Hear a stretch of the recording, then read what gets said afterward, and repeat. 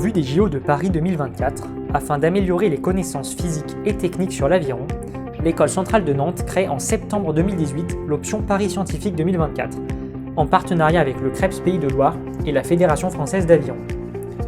Est ainsi développé le Simulator of Performance in Rowing dit Spring, un simulateur haute fidélité du système complexe bateau, aviron, rameur, qui permet d'analyser les performances et mieux comprendre toutes les interactions internes au système.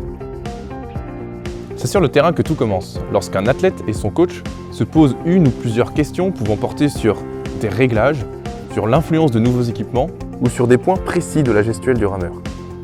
L'équipe Paris 2024, en collaboration avec le CREPS, échange avec les sportifs pour formaliser le problème avant d'initier l'étude via l'utilisation du simulateur. Mais comment fonctionne le simulateur ? Le simulateur a besoin de données d'entrée comme la CAO du bateau, des pelles, des modèles de rameurs, ainsi que des données acquises sur le terrain à l'aide de capteurs. Angle de balayage, vitesse, accélération, etc. En fonction du problème posé, ces données devront être spécifiquement construites ou seront prises dans une base de données préexistante. Une interface graphique d'entrée du simulateur permet alors de traiter ces données afin qu'elles soient utilisables par Spring. L'angle de balayage est notamment traité afin de définir un coût moyen parfaitement périodique.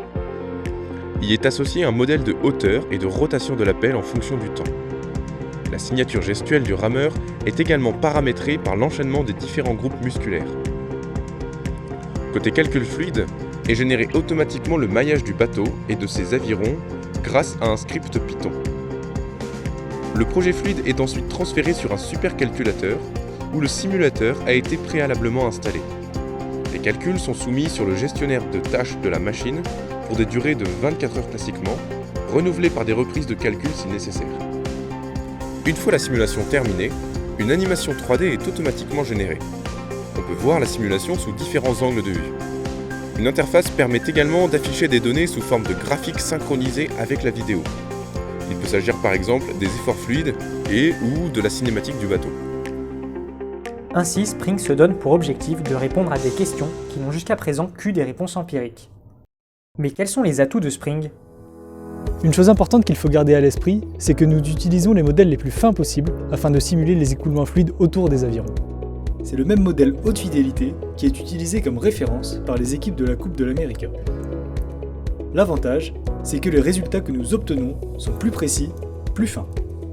Cependant, cela nécessite des moyens de calcul importants, d'où l'utilisation de l'IGER, le supercalculateur de l'ECN, et des machines nationales gérées par le GENSI, en l'occurrence Oxygène du CINES. Le haut niveau requiert une exigence de modèle haute fidélité pour se donner les moyens de mieux comprendre la complexité des interactions et obtenir les bonnes tendances lorsqu'on fait varier tel ou tel paramètre. Cette ambition a bien sûr des conséquences sur les outils et les moyens de calcul à mettre en œuvre, mais elle a aussi un nom, Spring.